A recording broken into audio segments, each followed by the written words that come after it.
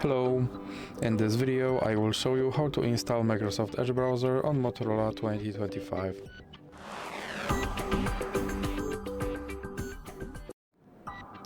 So you have to start by opening your Google Play Store, then click on search bar and type in Edge. Now click search and click install.